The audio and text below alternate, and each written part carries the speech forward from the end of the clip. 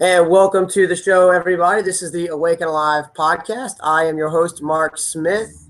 My guest today is Pawel, and we are happy to be sponsored by Pine Pollen Superfoods. They are natural phytoandrogens, including testosterone, over 200 vitamins and minerals and amino acids. Guys, if you're taking cheap workout supplements, please reconsider and check out Pine Pollen Superfoods. If you're listening to the show, plug in the code AWAKE, all caps, and get 15% off. And the website for that is pinepollensuperfoods.com, or you can just click the link on our homepage. So now we got the sponsor going. Welcome to the show, Pawel, all the way from Norway. Very excited to have you on. We had Paul Firepower Gray on the show last week, a mutual friend, and he seemed to sort of light the fire and nudge you a little bit to come on the show. Yes?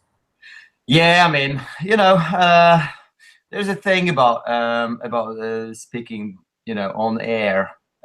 Me being actually Polish and living in Norway and all that with the language, we're not exactly having high self-esteem about speaking English. So yeah, I guess it's a challenge for me as well. So I like it. Well, don't be shy. Try not to. I think everybody will enjoy what you're gonna share with us today. And your English is quite good. If you mess up on anything, don't worry. I didn't do too hot with your name, so my Polish and Norwegian's not great either. So I think we're fair. You do speak one language very well though that I think is universal is in that's movement. I've seen your stuff and everybody can relate to movement. We're all human. We're born to move. In fact, the slogan for Awake and Alive is "Born to Move, Live to Play." Nice. Meaning that we were originally born as movers, but the fun side of movement is play, and it's an aspect we should all strive for. Is this sort of lightness and playfulness? And if you move better, then you have the accessibility to that. Does that make sense?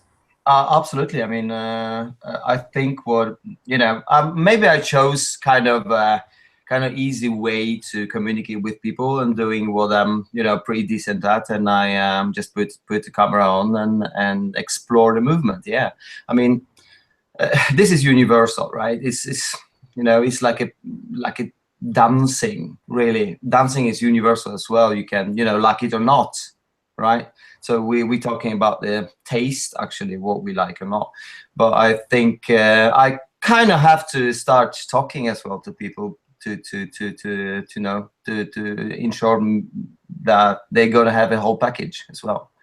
So it's not just moving. It has been a lot of the stuff lately. Yes, I've been through kind of rough times as well with my body. I injured myself like half a year ago. So the process of moving is therapeutic as well. So I kind of open up my elbows and fix the things that they cause the bicep rupture as well. So I think it's a therapeutic for me. Yeah, absolutely. There's certainly a restorative aspect to moving, and I found that there are times in my life where I'm moving often and moving well, and it feels good, and everything seems to be all right. And then there are times where life gets a little bit more jumbled, and I'm not moving as much, and it's those times. In fact, just recently, I tweaked both my back and ankle in the same week. Shit. And if I look back and reflect and examine the weeks leading up to that, I wasn't moving as much as I had been prior to that. And it can be small changes.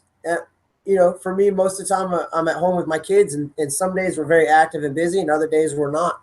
And maybe if I have a couple of days where I'm not as active, and I maybe pack that in with some travel, or now I've been in a car, all of a sudden my body is telling me it's stiff and becoming brittle, almost instantly. Just a few weeks time period.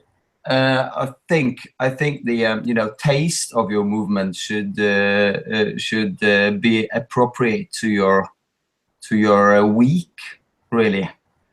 Yeah. The way you move should be, kind of compensating the other stuff you do. So if you see too much, it's no point to go for a for a CrossFit workout, right? Because Yeah. you're just gonna damage yourself. So that's the thing we've been working on with Paul, really, in Art of Functional Movement, our system, right? So I've decided actually to force the classes on people. They cannot really choose the classes. I decide the classes, right? So they cannot kind of have, you've heard about the element workouts, element periodization. We have like fire workouts and earth workouts and air workouts and water workouts.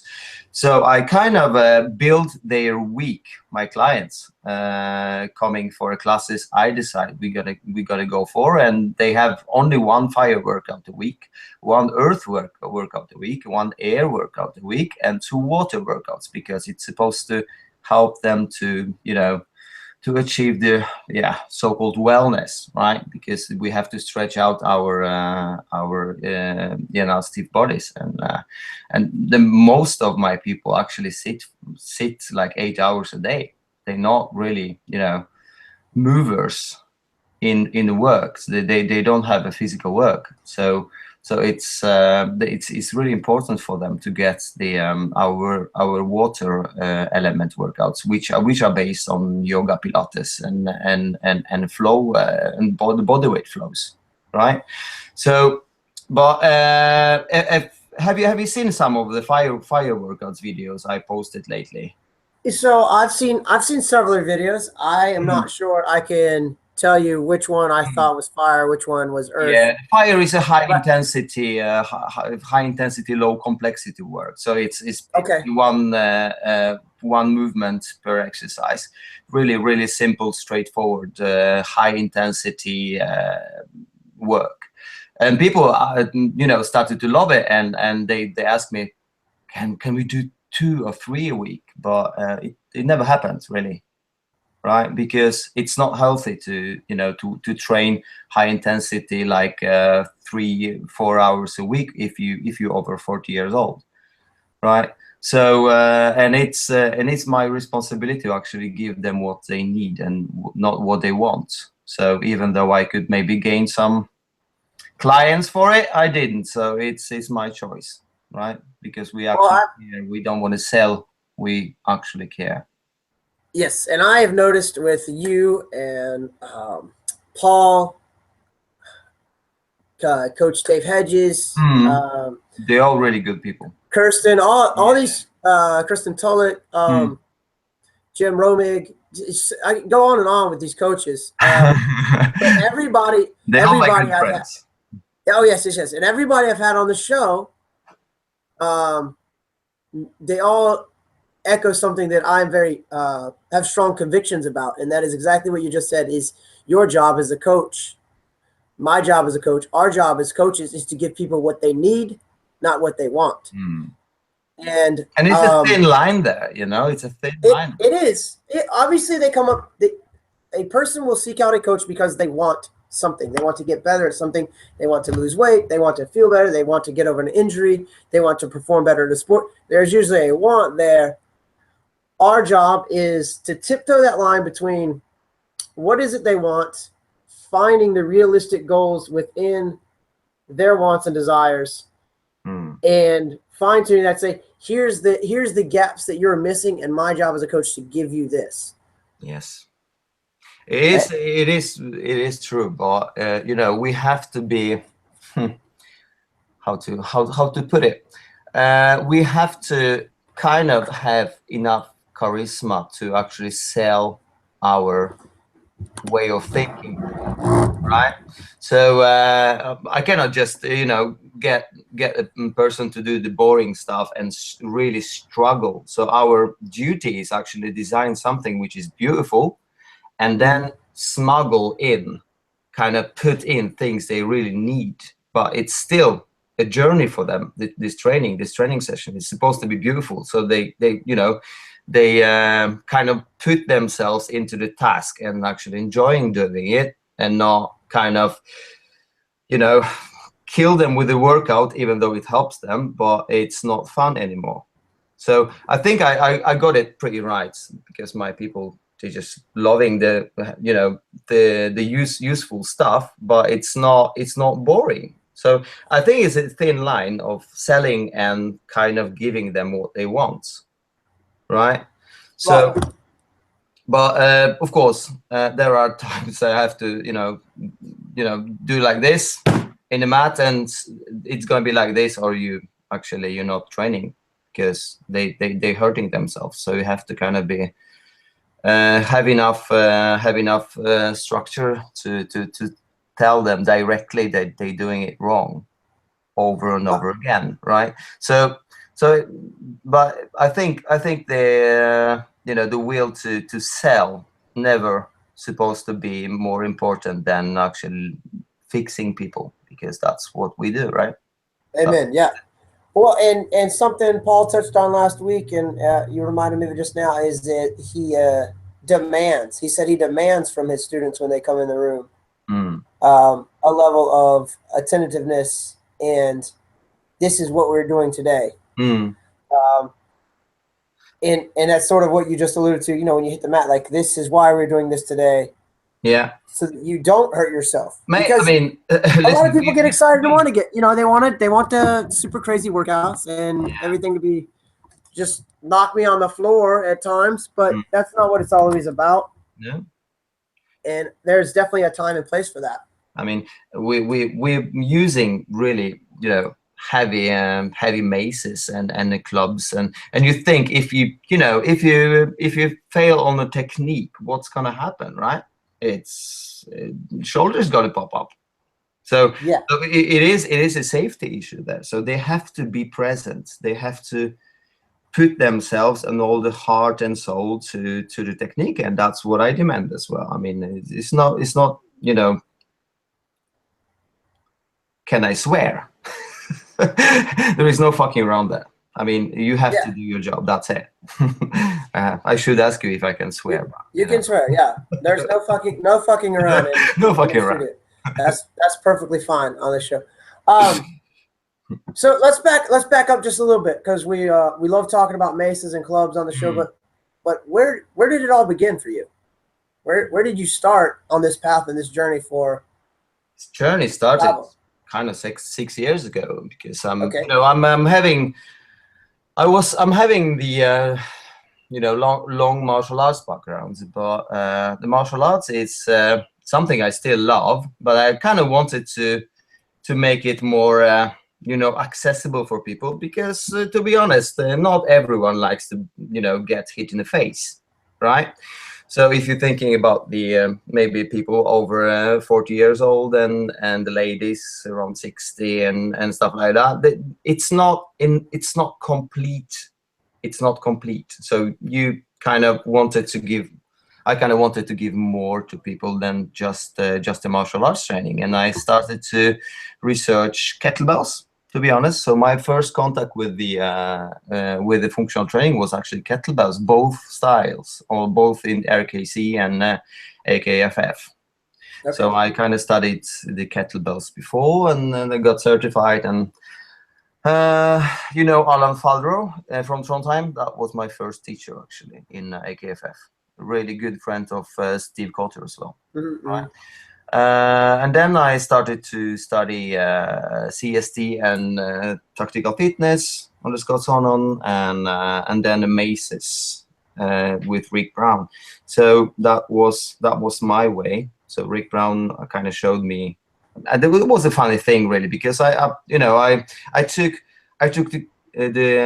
have a club in my place before, and I actually took a sledge, but I actually did the club technique like 360, like with a hammer. And then Rick commented that on my video, and I started doing maces again. So it is funny thing. Everything is connected, really. It's not about the tool. In the end of the day, it's about how you move, how you can use the tool, right? So I use all of them, really. I don't have a special favorite. So I don't either. I like them all as well. It's even worse. I have to have them all. You know, that's the thing. Yeah, you can't do it. Yeah, once you start using them, you can't really go You kind without of one. have to. I've long sort of had that conversation with people. You know, oftentimes people ask, well, how do you start if you were to do just a garage gym? Like, what's one thing to start with? And I sort of point them in the direction of a kettlebell to get started. You know, here's one thing, learn how to use this, and then usually the next thing I'll tell somebody to get is a set of clubs or one club or a mace. Yeah. To start the I'd circular. go for one Stuff. kettlebell, 2 clubs to start with, and then you have a package, right? Yeah, there you go. And now you're getting the circular training of the clubs and the great. You just cannot replace the benefits for the shoulder and upper extremities that clubs. I mean, the clubs give you. There's nothing else that can do that for you. I kind of modified them as well. I mean, I projected. I drew the project of kind of replacement for my clubs, really, to not step on anybody's toes. So I kind of designed something I call bulava. You know what bulava means? It's actually short mace, right? I based myself on the drawings from 17th century Poland, and it's basically short mace. It's a club you used from the horseback, and I kind of get inspired and draw the whole set from 5 to 20 kilos, which are really monsters, because you have really offset weight. I mean, you have a weight on the top on the club, so you don't really have to use like 10 kilo club. You can use 5 kilo bulava, and it's even even more challenging because the weight is distributed differently. So these are really challenging tools. It looks like a short mace, really. Mace. Yeah, I've seen you use them in the videos. And I always wondered what those were or where to get them, but those are really cool looking. So I started to call it bulavas, and then I guess the name is still alive, to be honest. Excellent. So cool to be innovative like that. I mean, you always be inspired by history and your own origin and your ancestors and all that. I think it's a new dimension of training, and to training and to train and not be inspired. That's just it's such a waste, really. It's such a waste. I wrote an article, I believe, either early last year or the year before that. And it was in the winter time. I remember because we don't get much winter where I live, but every now and then you get a nice cold, rainy day, like it would be in summertime in Scotland. And, low 40s and rain. And I like this weather because my ancestral background is Scottish, Irish, Norwegian, and German. Right. It's good. And good mix. So, yeah, great mix. Fierce warrior cultures. And I wrote this article. I said, are you as battle ready as your ancestors were? Because as I started to pursue the history of my ancestors and finding my my clan that we came from and learning about the Vikings more and more, I thought that in these ancient time periods that any man, more or less, and for a lot of purposes, some of the women as well, could pick up a weapon and capably defend and fight. Why? And so, because we moved before, and now we just sit. Right? Yes, because they moved, because they worked, they had physical labor, and also because they held weapons. So we now have tools, clubs, maces, steel clubs, right? To sort of mimic what they would have just had in training. Even from the young age of a kid, they would have been playing with even a wooden sword or a stick and sword fight to simulate these patterns. So what I did was I've got several weapons and swords and axes. I'm very, very much into collecting weapons and would love to have more because they could never have enough edged weapons. That's my and it's a real problem for a lot of people. Once you start getting one sword, you need all of them. And so I decided to start a series of session, I was really just out in the yard swinging around a sword. I probably looked like an idiot to anybody driving by my studio, but I wanted to see what it was like to wield a weapon for a duration of time as if it were in battle, and it inspired me to write this article. And maybe we'll share it this week. I'll share it later today for those people listening. But about this, and really, I was exhausted, and I am a physical coach. I'm in good shape. I practice, multiple times a week. I move throughout the day.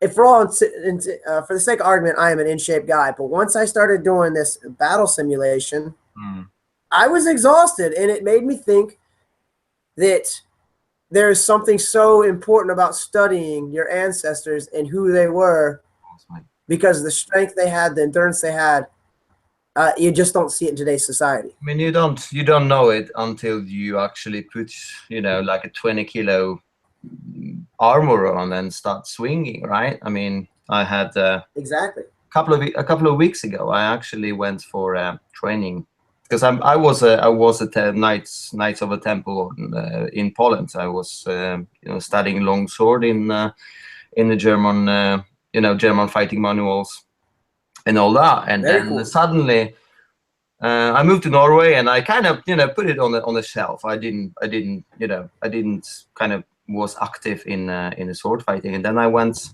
to the historical center in Horten. It's like a 45 minutes drive, and I enrolled for training, and shit, I was dead like 50 times, mate. I mean, they just killed me so many times, because everything is different. Now I kind of reconstruct the 8th century with Viking fighting, and it's so different. I mean, my knee is still, like blue. I mean, I got hit in the knee like 20 times or something like that with the axe, right? So the tactics are totally different, and I kind of get really inspired to learn more. And the Viking shield is an animal of its own as well. It's so much different than the medieval shield I'm used to. So it's and then you have virtually no armor, right? Because you have just wool and the leather. It's 8th century. So and the Vikings with the full plate armor, they're not Vikings, they're knights, right? So it's well, I got kind of stimulated to learn more, and I'm having a show in August, so I'm doing fight. Actually, this is like a stage fight. It's like a show fight, but it's still pretty fun, because if it's not fun, I'm not gonna do it. Well, and the fun part is, like a video game, you get a respawn. It's not real combat. You said you were dead like 50 times. Yeah, I was dead like 50. Yes. You get to come back, but I would think that both of them being very different. The long sword with armor, such a different, and the shield is maybe a bit more methodical because of the weight of the armor, and your strikes are really planned, because and then you not withdraw your feet so much, because you have full armor on your knees and the quads and the legs. So and maybe the Viking is a bit more free flowing, because it's just a shield and a weapon. It's much more technical, as I am. Because I was training in something they called, in the region called the Eastern style, which is like a full armor, but you're going for the knockouts, right? And here you actually have to, here you're not going, for a knockout. You're actually going for a clean cut, clean hit, right? So it's totally different. It's totally different. You have to learn to dance and actually be even more. Work on the reflexes even more, because you don't have armor, and the one hit is dead, right? It's dead. Yeah, right. They're not much less protected. What is the shield weigh? Out of curiosity. Round 5. Okay. Round 5K. But you're actually holding it in one point, which means it flips from the left to right. So it's different. It's a totally different style, mate. I mean, you'd love it. I mean, you're Norwegian roots as well, so you'd love it. I would have a blast with that. Yeah, I remember the first time I saw a video of the competitive sword fights Mm. as a sport, and I think I emailed, who did I email? An old friend that I grew up with. I messaged him and I said, "Where is this and where can we train?" Immediately, there you was sure? Are you sure about it? I mean, it is. it looked so fun. I just wanted to get in there and get beat up and look like a Oh. total newbie. But there was the closest training place was 400 miles away Okay. from where I live. It hasn't swept like wildfire in the States Mm. yet, but And it then I guess definitely looks fun. and it's the armor is shit expensive as well. I Oh, mean, I'm sure.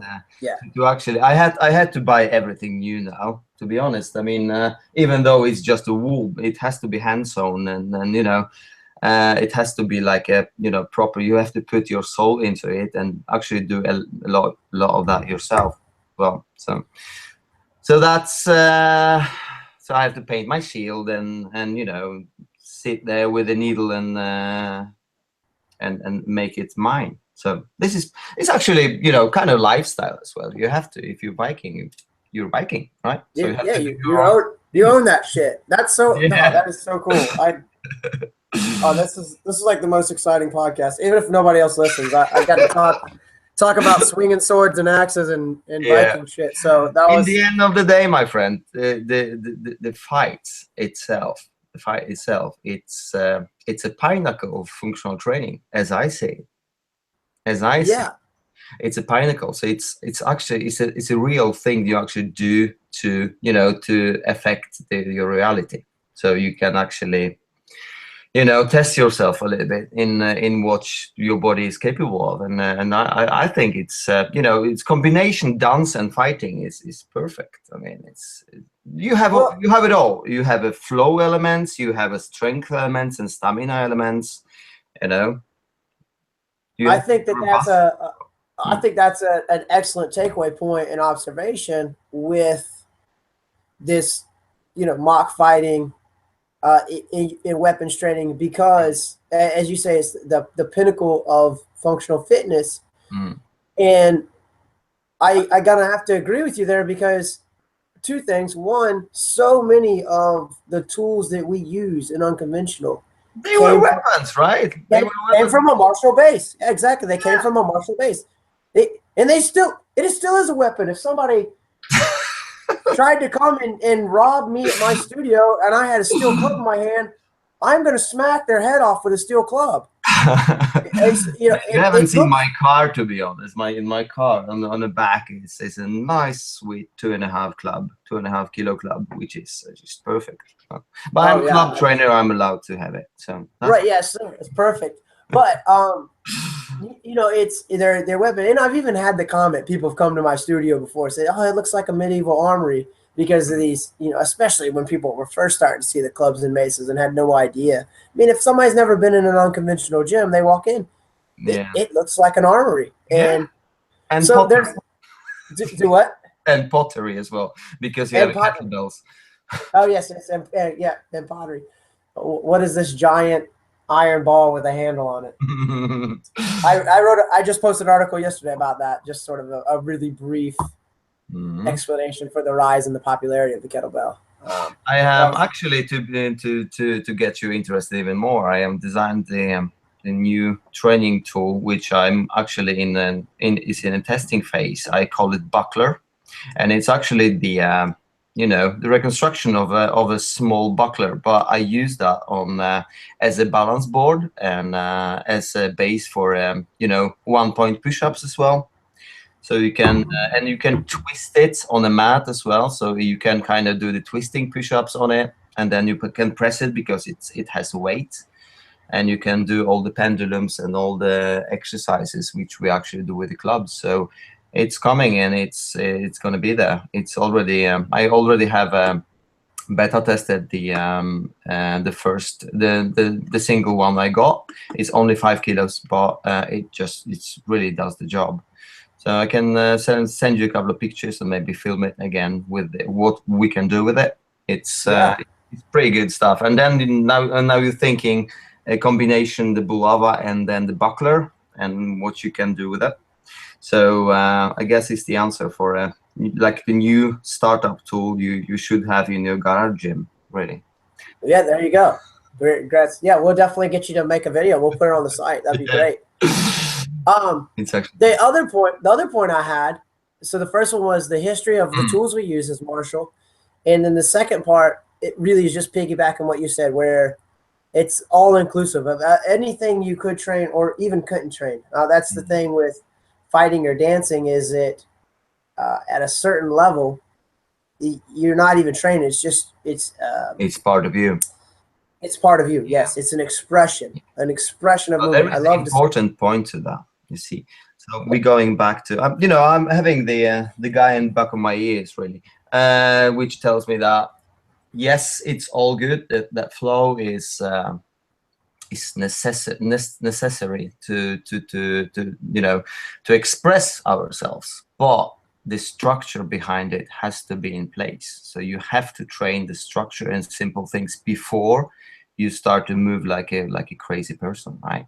So all the biomechanical structures we learn to start with, it's really simple stuff. It's like crown to coccyx alignment and core bracing and the shoulder bracing, and so everything has to you have to be enough trained to do the flow. You cannot just go out there and starting to do the flow, right?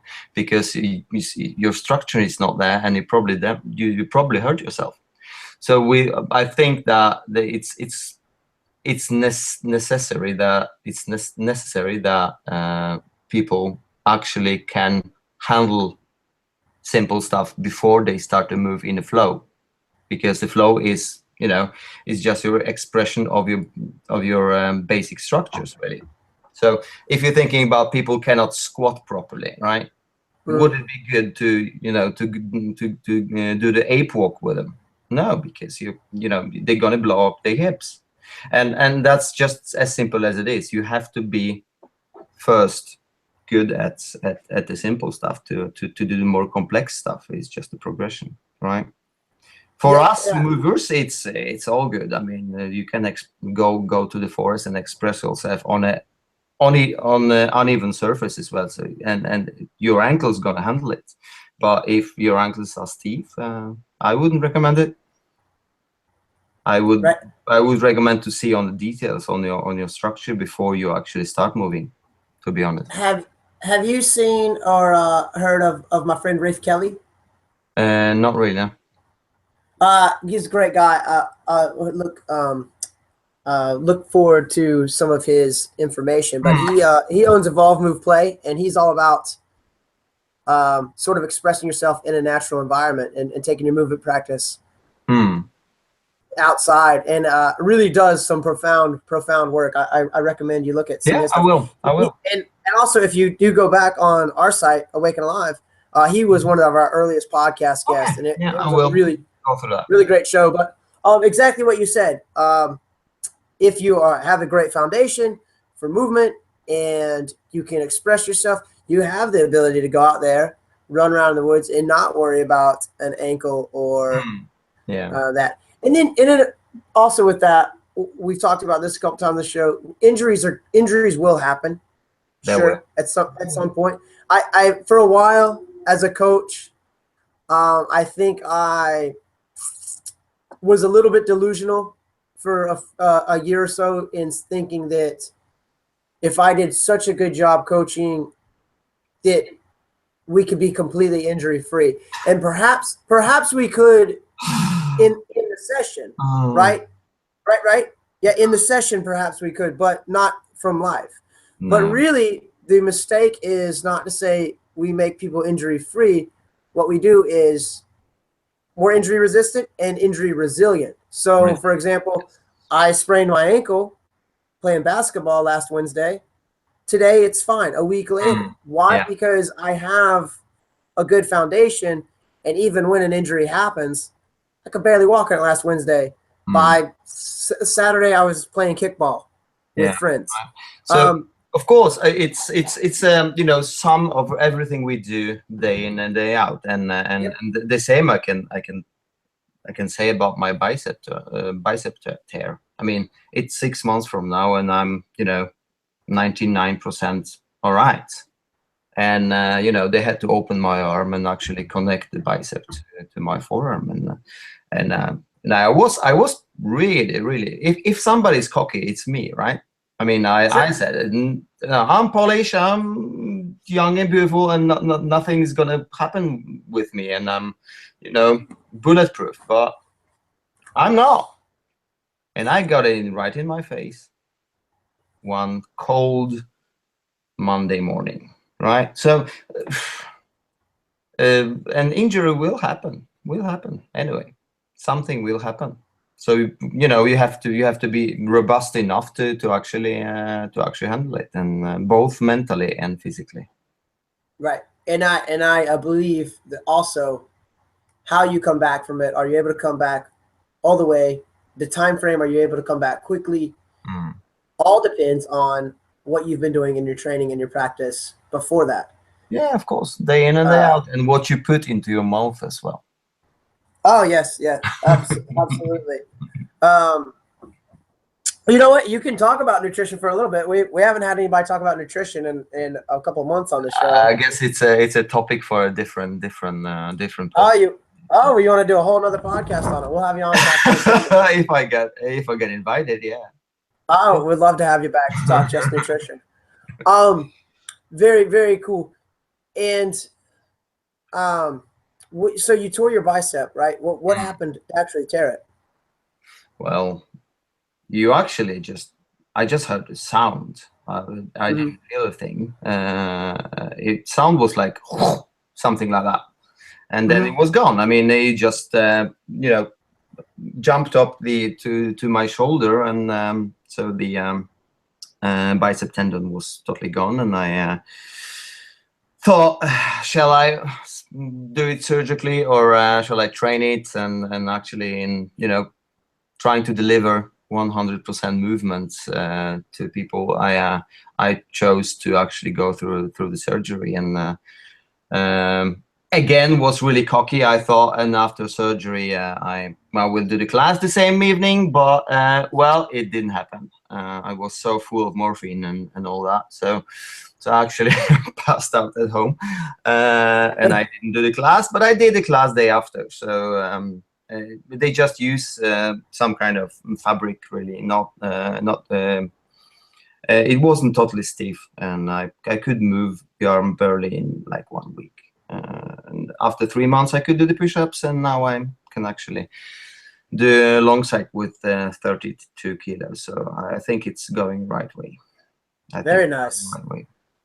And did you do most of your own rehabbing, or did you go to physical therapy? I did it all myself, really. Excellent. Every now and then, it's sometimes outside help's needed. I had to get my shoulder. I agree. I went to physical therapy for 6 weeks for my shoulder a couple years ago, and after that, you know, been on my own, and not a single problem since then. Yeah, I fixed my shoulder. But I definitely had brachials, actually. That was pretty interesting. I never thought that just free hangs from a pull-up bar, it's gonna fix my shoulders, but you know, I did. It did. That was a when I first got word of hanging as a practice, and as a really an important tool for the upper body. It does so much for the spine. I'd say upper body and the lower back as well. Yeah, I was gonna say. I exactly stole the words out of my mouth.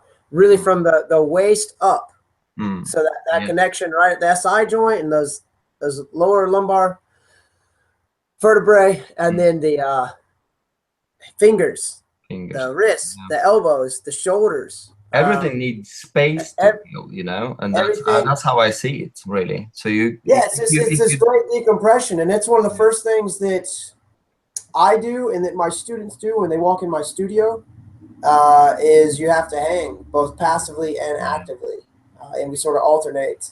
I just got a thought. I just got a thought. Are you into the metaphysical kind of spiritual thinking, or not so Sure. much? Yeah, sure.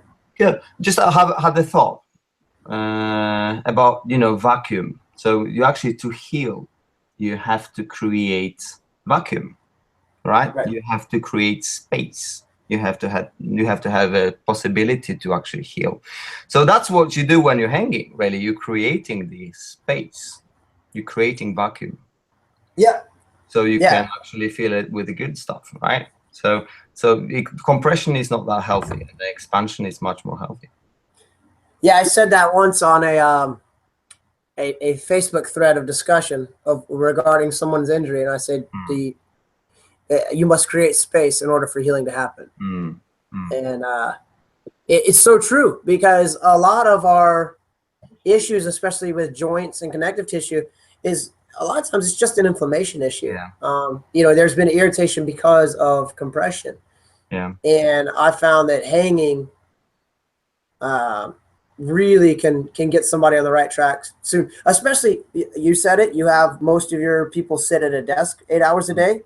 Yeah. Most of my people sit at a desk 8 hours a day. Most of the world sits at a desk 8 hours a day. That's totally correct, my friend. And that's just the desk. That's not going home and sitting down at the TV or the dinner table or sitting in the car or anything. It's really, we probably sit a lot closer to 16, 17 hours a day than 8. We just say 8 because everybody works an 8-hour day. So that's the default measurement, but I think it's actually greater. Actually, much greater number. It's probably pushing double that. But I prescribe to everybody when they come in, some sort of resting squat and some sort of hanging. Yes. It is, and almost instantly, within a couple weeks, it really starts to show progress on a life that's been stuck in a chair. Yeah, look at the many countries there. It's a kind of tradition to sit and work in a resting squat, or a deep squat, as I call it. Right? They kind of sitting there all day, and it's really safe. It's really safe for your spine as well. Right, because you're passive, you actually make a frame of it. It's like children sitting as well. They cannot. Yeah. You can sit in a deep squat the whole day. It's it's a totally natural structure, and the hanging. Well, we're coming from apes, and it's just how it is. We used to do so much overhead work. We used to be in trees and climb and even from a labor standpoint, we used to reach overhead. Now, very rarely does anybody. Fantastic decompression for your spine as well. I mean, it just builds vacuum, builds space. People don't raise their arms past their face, and the only reason they're up by their face is to look at their phone. Nobody, they don't even raise their hands for anything. Reaching up, everything's at eye level. They don't have the mobility for it. Yeah, you might reach to a cabinet, and then bam, like you just said, no mobility, and then somebody got hurt because they didn't have the mobility for that.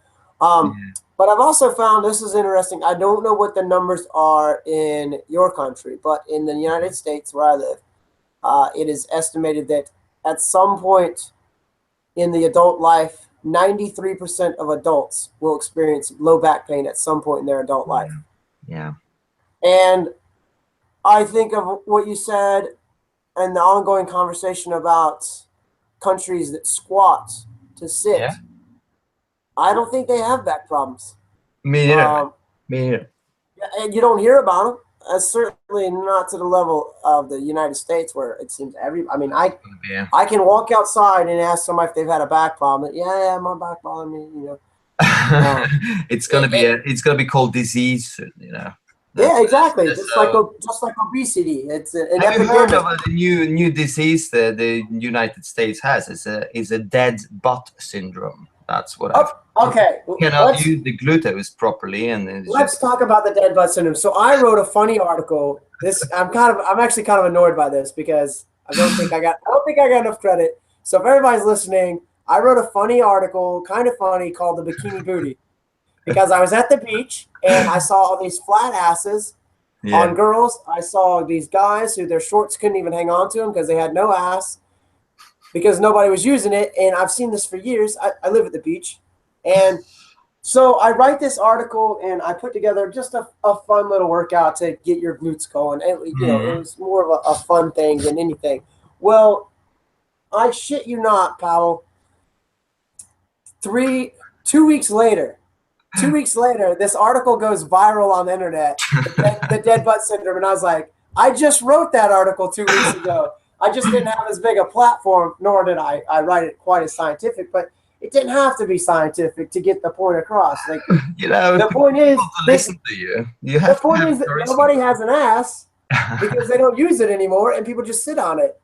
So I was a little bit annoyed with the dead butt syndrome because I called it just flat ass syndrome. Yeah. FAS. Why? Because people using piriformis and gluteus medius to squat. That's the main issue. They don't use the gluteus maximus, and that's your butt muscle, right? So. Well, they don't. And most people don't even squat correctly anyway. No. Oh, and you said something very about 5-10 minutes ago. Somebody do an ape walk if they can't squat properly. If they can squat properly, yes.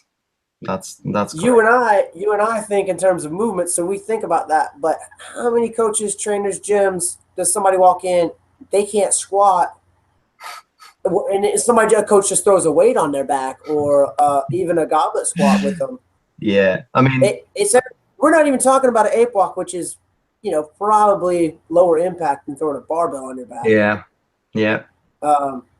I think that there is a reason why I kind of disconnected from all commercial gyms, and because I'm just got irritated, a lack of knowledge people have, really, and lack of care. Because if I'm walking around, you know, people training, I have a need to actually correct them, and at the end of the day, it's not my job, right?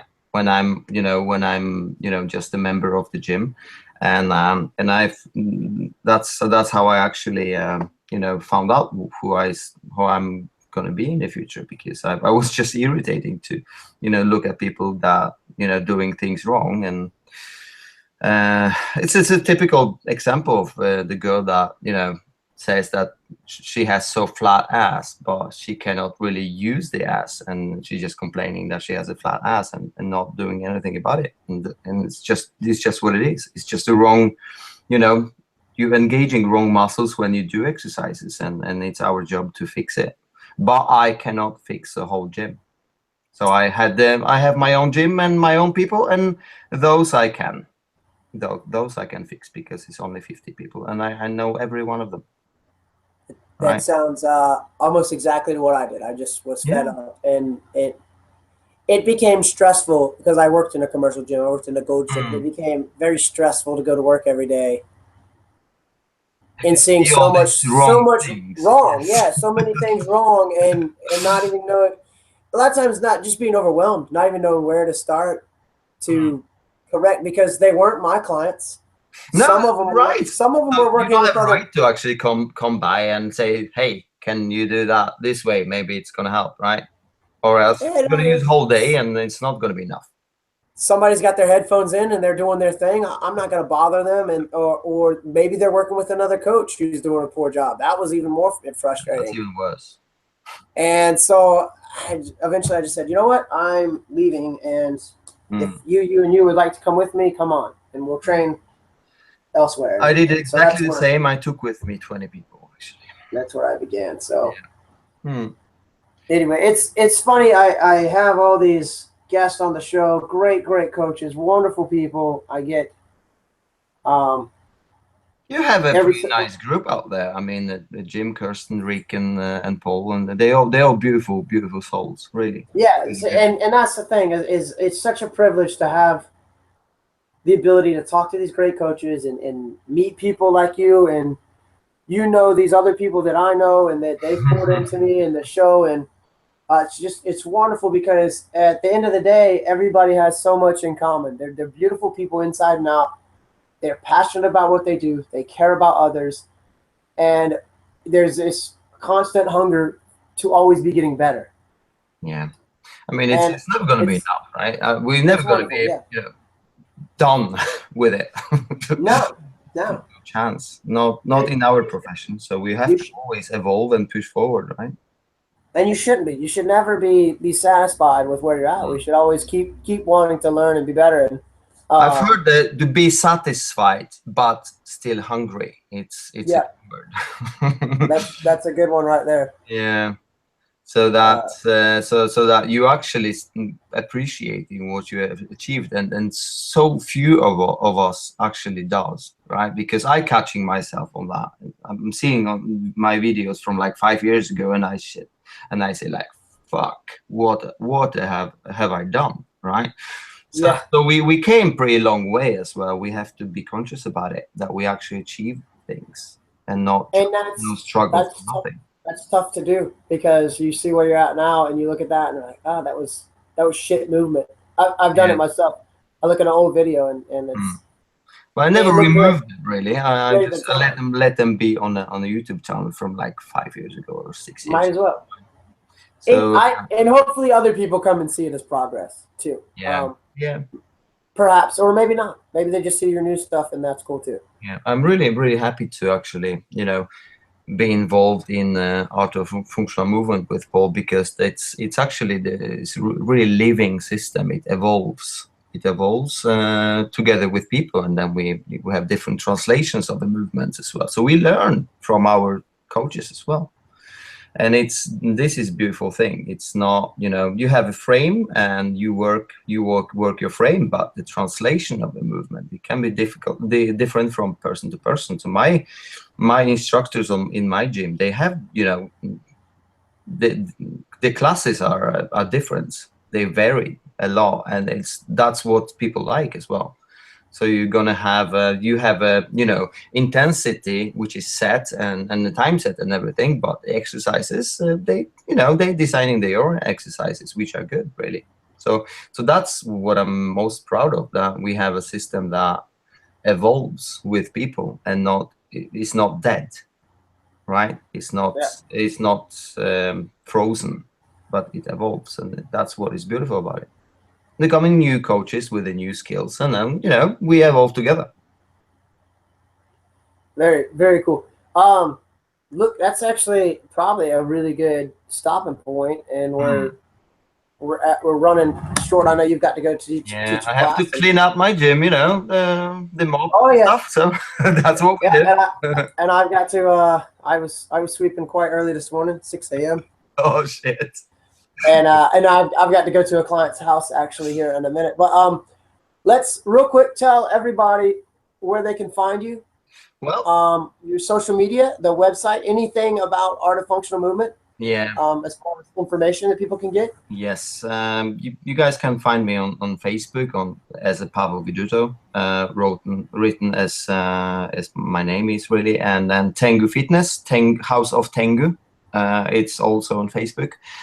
Art of Functional Movement on Facebook, House of Tengu on Instagram, Pawel Widuto on YouTube, Twitter, and everything. I mean, I'm everywhere virtually, and it's www.tengu.no, and there you can find some of my designs as well, and my book, which is called The Journey of the Warrior Poet. So if you want to buy it, go for it.